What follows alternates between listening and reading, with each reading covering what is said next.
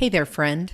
Before we get into this week's episode, I just want to share something with you that we have going on this summer.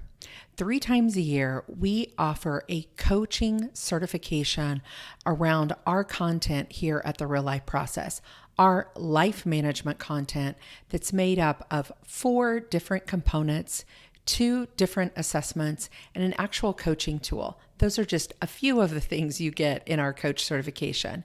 If that's something that might interest you as a coach, as a consultant, as a spiritual director, someone in ministry, someone doing training with others, oh my goodness, there are so many ways that you can use the life management system of the Real Life Process in the work that you may already be doing as a business owner or as an entrepreneur.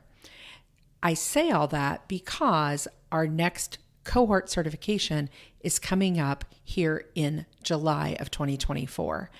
You can get all the information at thereallifeprocess.com/get certified. So thereallifeprocess.com/get certified will get you all the information you need about our next upcoming cohort that starts here in just a few weeks.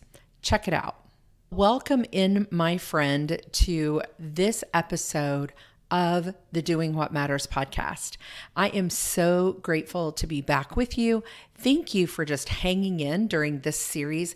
I think it's been such a great series. I know even for me to review these 7 P's of business is so important. And we are plowing right through them. We're getting there. We are on, I think, our 4th or our 5th one that we have. So far, we have done purpose. We have done plan. We have done your product or your services. We have done your particulars. So this is number 5, and it is processes. And just like all the other episodes, going back over the last 5, 6 episodes that we've done, we have a download for this one as well. It's just a short one, won't take much. If you're keeping all of these though, you'll really have each and every download will give you the whole entire 7 P's of business. So this one is thereallifeprocess.com/processes.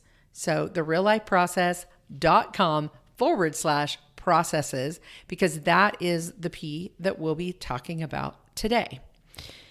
So let's dive in and get right to it and just see what we can explore about doing processes in our business.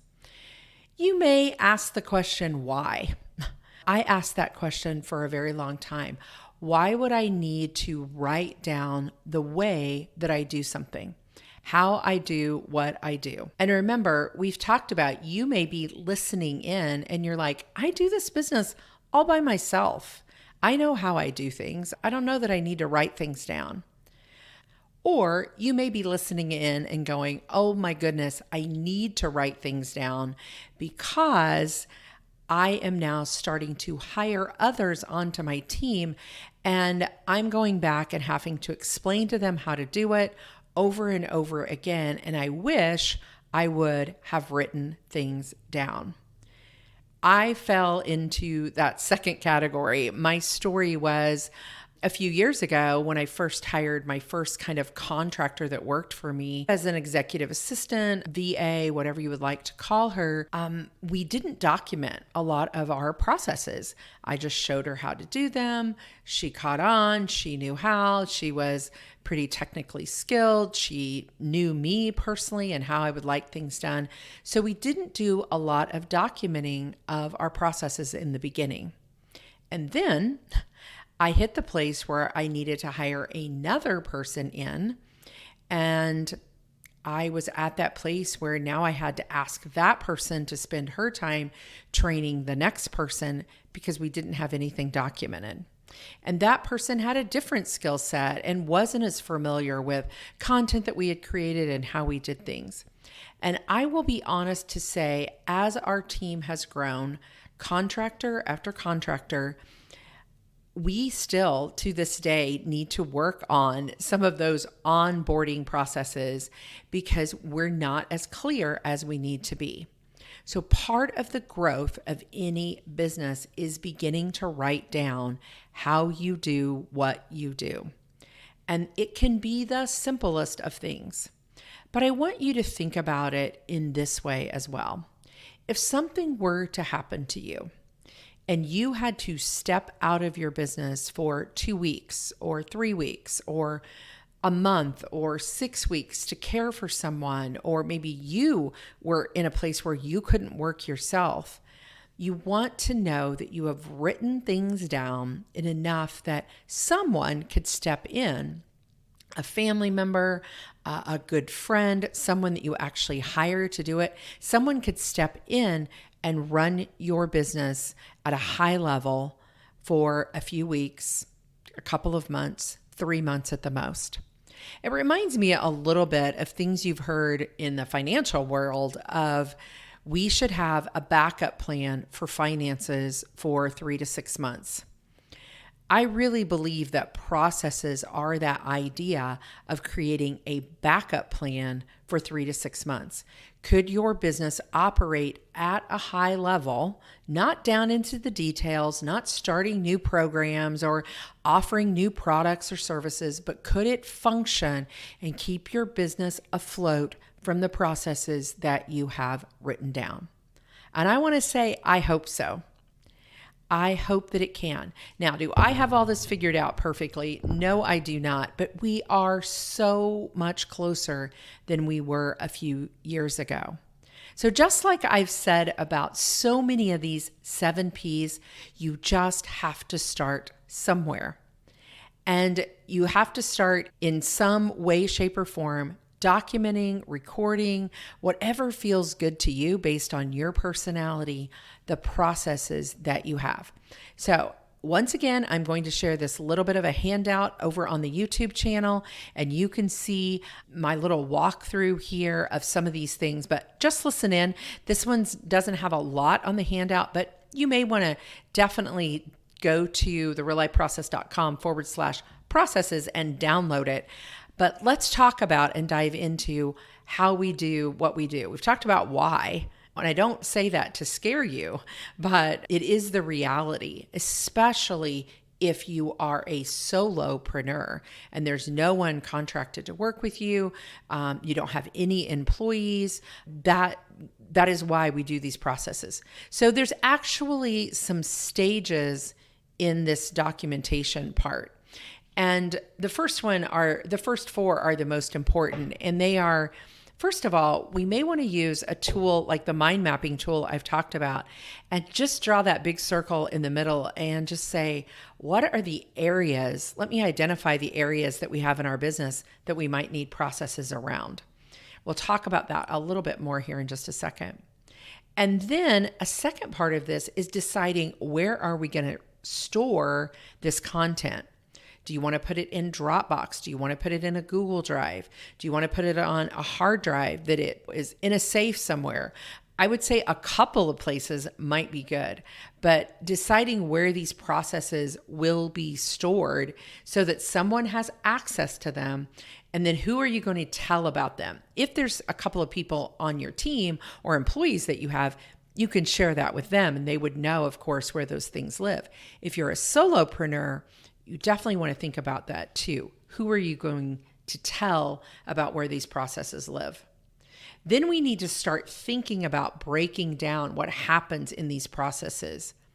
And then we're going to write it down step by step. Now, this is where I love the tool of the Real Life Mind Map, because once we've decided some of the main processes that we have, things that we do over and over, and this is how we do it, then we can mind map that process in the center, write down all the things around it, and easily come to the actionable steps that make that process happen and put them in order, write them down on a piece of paper in that digital form, and you're ready to go. You're farther along than you were 10 minutes ago before you did all of that work. And then the last part, the 5th step of these 4 stages in documenting, is you're setting a time that you go back and review these. Now, these could be assigned to certain employees or certain people that you contract with that review these processes regularly. I recommend no less than once a year, and it might be something even like every 6 months. Doesn't take long to read through and update the process once you've documented it and written it down.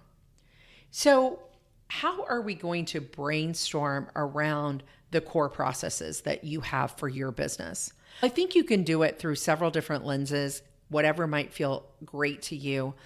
One way to do it is if you have roles on your team, if you have people that are employed by you or contract with you, then you can look at their roles, maybe even look at their job descriptions and say, what are the things that they repeatedly do all the time? So you could use the roles and the job descriptions. You might have departments within your organization or your business, depending on how large you are. And you could look at departments and actually ask a department head to come in with you and do some brainstorming around the processes that their department does. Another way to do it is actually just take these 7 P's of business and say, what are the processes that are within these 7 P's? What are the processes around how we do our numbers and how we record and create that scorecard? What are the processes around the products that we sell and the way that we sell them and the offers and the physical products that we have and those types of things? What are the processes around how we plan and do our team meetings and get up on the balcony of our business? What are the processes around each of these 7 P's? So that's another way to do it. There's no right or wrong way. It really is just getting started. The way we did it just recently in this last year is I actually did it through the roles that I have on my team, because there were people doing specific things over and over again. It was easiest for them to write down the process that they did. An example might be, this is the process for inventory and counting inventory. This is the process to send out an email to our email list. This is the process to post things in our social media. This is the process to hire someone onto our team. This is the process of how we document where things live and where we store things. So there's all kinds of processes, but I have found the easiest way is to actually go to the roles and the people that are on my team and ask them to write down what they do. What do you do in the time that you're here? And get that brainstorm going. And then ask them to write down the process that they do. Then you want to format whatever they've given you into kind of the same look on each page. So now we get into actually documenting the process. First, we were brainstorming possibly with our team or through those 7 P's or through the department heads or whatever it might be. And now that we've captured the processes, we want to actually document them. They might be kind of messy. It doesn't really matter how they were written out in the beginning, but now we want to format them to all be the same and put it into however we're going to store it. Now, personally, we store ours in Google Drive, and we store them by looking at what would someone ask if they were going to go send an email. That would go under communication. Or so we've stored them by categories and headings in folders inside of our Google Drive process folder. So that's where we're going to store them. But then we've also written them down in a step-by-step way. So writing each step, bullet pointing them out. Now, here's what I want to say about processes, and I think this is why people resist doing them. You don't have to get so detailed that it says you push the record button or the control key on your computer and then you click here and click there. Because let's be honest, that's not necessary. Hopefully, you have people working on your team that know how to run a computer. They know how to do technology. They know how to run the copy machine. They know how to run the equipment and the things that you have. So you don't have to go that detailed. or they're smart enough to figure that part out. You don't have to go that detailed. You want the big, overarching, high level ways and reasons why you do things the way that you do. So that's the bullet points that you're looking for. And try as hard as you can not to make any process more than 2, at the most 3 pages long. That would be maybe something as detailed about how to take year-end inventory or something like that. You want to keep it as short as possible, something that if someone was absent from your team and someone else had to do the job, the task, the action, that they could read through the process and go, okay, I get the idea here of what needs done, and I can do that again. The other place that you'll use these processes is in hiring. So if someone leaves your team and you have the 8, 10 things that they did, you can easily get someone else up and running in that position because they have these processes to reference. You could, if you wanted to, include screenshots or some short Loom videos or things like that, but I would try not to if possible. Make them just something that you can read through and get the idea of what needs to be accomplished and what the end goal is of that process. How I like to set ours up is we have a reference at the top of what the process is, what software or what they might need to be able to get into. Do they need into Dropbox? Do they need into Google Drive? Do they need into a certain software? Do they need those types of things? So what the process is, what they might need to make the process happen, and then what's the end result? What's the end result of this process? What are we looking for as the big high level picture? What's the takeaway? What's the win? What are we recording? Are we recording the scorecard? Are we recording sales for the day? Are we knowing how to check a customer out when they purchase something? This will guide you to check out a customer when they purchase this. That's the goal. So those are the types of things we're talking about with processes. So if you need a screenshot, great, take one. If you think you need a video, but sometimes videos and screenshots can be confusing because, again, we all hope that we are having people on our team that are skilled enough that they might hit a different key, or they might use their mouse, or they might do something differently. So don't get too far down in the weeds. Now, you also could use checklists in your processes. And some people really like this, that at the end of the process, there's a checklist. Did you do this, this, this, and this? If you did, you've completed the process. And that's not always a bad thing for someone to have in writing, is just that little checklist at the end of a process, if it has several steps to it. But that's really the overall of any process, is identifying what are you going to do to document, identifying the core processes either through roles or departments or the 7 Ps, and then coming up with the way you will document them and store them in that place that you decided storage. I can't say it enough that this P will save you so many times. Even for my own self, something like, I'll give the example of creating this podcast week in and week out, has several steps to it. And sometimes I have not sometimes, I actually have a checklist of all the things that I have to do to check and make sure that I've done all these steps for the podcast. And I do this every week, and I still need that checklist. So think about those processes that you don't do very often and how helpful that it will be for you to have these processes written down, that you can then have someone cover for someone else when they're on vacation.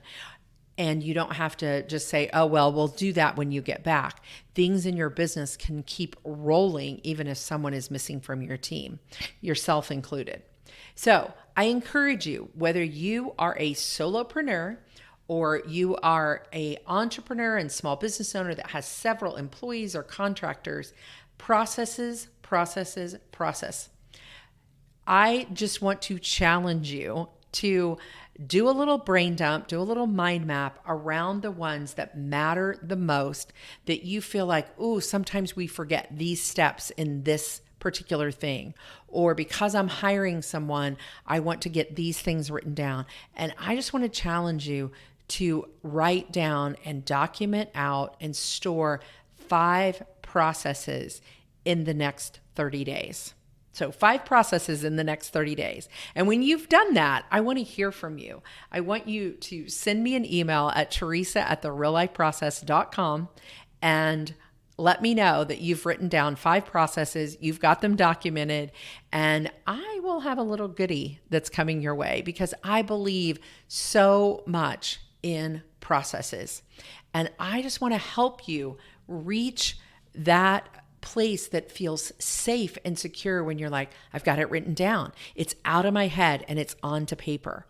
Your business will not grow to the potential that it has until you start getting it out of your head and onto paper so someone else can come alongside you or so that you can be consistent in how you do things. So take me up on the challenge. 5 processes written down in 30 days. They don't have to be perfect. They just have to be done. It's one of my guidelines always here at the business that I have is done is better than perfect. So let's dive in. Let's have some fun with processes. Let's move towards growing our business in a way that feels secure and safe and stable and becoming the business owner that I know that each of you can be. I believe in you. I believe in you. If you're listening, just listen back to that statement. Just hit that little 30-second rewind and let me say it again. I believe in you. I believe in you as a business owner. So there we are. That's the next one. That's the 5th P is processes. We have 2 more to go, and that is problems and people. And sometimes people problems, right? Sometimes those 2 things go together. So I can't wait to be back with you next week here at the Doing What Matters podcast. We have been spending a lot of time this summer talking about doing what matters in our business, but that is not because we want to overshadow the moments that we have in our life. We really want to run our business well, so it opens us up to all of those moments that can happen in our life. And so remember that every ordinary day has an extraordinary moment. You just have to look for them. And I'll be back next week with more from the Doing What Matters podcast. Talk soon, friend.